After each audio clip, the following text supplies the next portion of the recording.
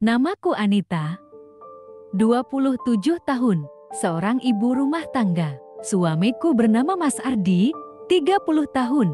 Kami sudah menikah 4 tahun yang lalu. Kita bertemu di perantauan, teman kerja satu PT. Setelah menikah, Mas Ardi mengajakku pulang ke kampungnya dengan tujuan mencari peluang di kampung.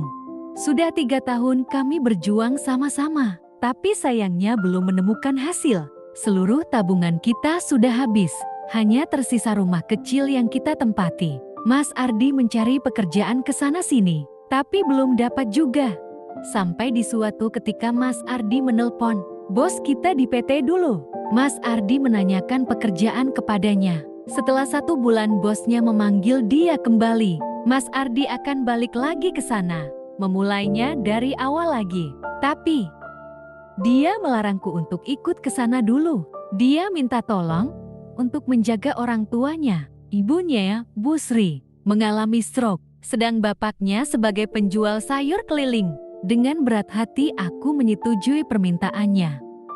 Akhirnya Mas Ardi berangkat merantau lagi, meninggalkanku seorang diri di rumah. 3 bulan berselang, Mas Ardi selalu pulang, sebulan sekali. Tapi masuk bulan keempat dan seterusnya, Mas Ardi jarang pulang, kadang 2 bulan, kadang juga 3 bulan sekali. Dia beralasan bahwa PT-nya sedang mendapat job yang banyak, mewajibkan Mas Ardi untuk lembur terus. Aku mempercayainya karena jumlah uang yang dia kirim tiap bulan akhir-akhir ini bertambah. Tapi aku adalah wanita normal yang ingin dekat dengan suaminya, merasakan hangatnya malam. Tapi Mas Ardi tak memikirkan kebutuhanku itu. Dia hanya fokus memberikanku materi. Tapi aku bersyukur kedua mertuaku sangat baik. Mereka menyayangiku seperti anak sendiri. Setiap hari aku memasak dan membaginya kepada mereka. Aku juga meluangkan waktu untuk menyuapi Bu Sri, ibu mertuaku. Aku menyuapi setiap pagi, karena tiap pagi bapak mertuaku berjualan keliling. Siang dan malamnya, bapak mertua yang menyuapinya. Melihat bapak mertuaku, aku sangat kagum. Dia begitu peduli kepada istrinya.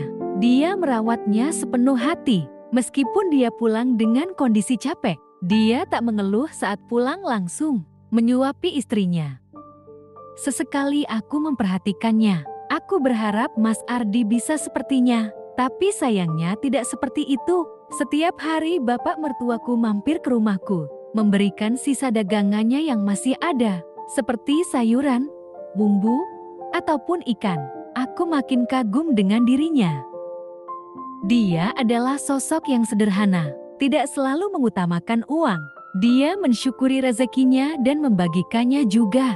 Hari demi hari berlalu, karena saking seringnya bertemu dan ngobrol dengannya, aku merasa nyaman. Aku memberanikan diri untuk bercerita kepadanya. Aku menceritakan tentang Mas Ardi jarang pulang. Aku juga meminta masukan bagaimana dia bisa mengontrol nganunya, karena ibu mertuaku sudah tak bisa begituan. Dia kaget mendengarkan ceritaku itu, tapi aku berusaha tak menanggapi kekagetannya itu.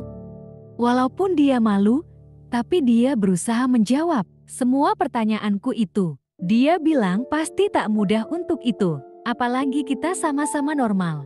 Dan itu kebutuhan pokok juga.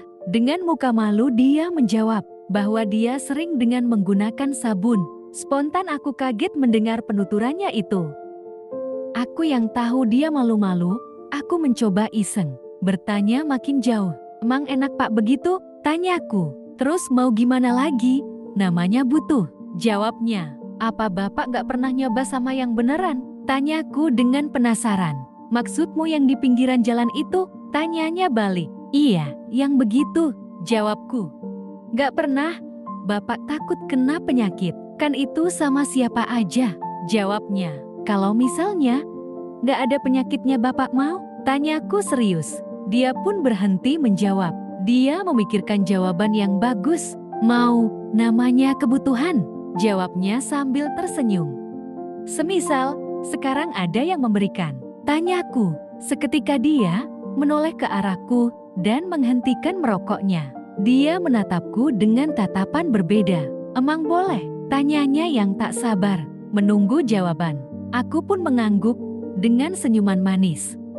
Tanpa menyia-nyiakan waktu dan peluang, dia mulai berkegiatan berkreativitas kreatif, memainkan kreasi-kreasinya yang telah lama dia sembunyikan. Dengan penuh semangat juang yang tinggi, dia berkegiatan kreativitas berkreasi itu menggunakan semua skill dan pengalamannya yang sudah terasa. Meskipun hanya 1 jam, tapi kreasi dalam kegiatan kreatif itu sangat luar biasa.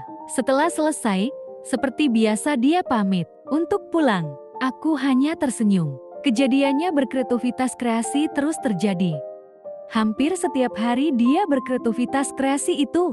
Meski Mas Ardi pulang, dia tetap berkreativitas dengan cara sembunyi-sembunyi. Tak hanya itu, dia makin kreatif dalam berkreasi. Tak hanya siang tapi juga malam. Walaupun salah, tapi mau gimana lagi? Namanya juga kebutuhan. Jawabku dalam hati untuk membela diri. Selesai.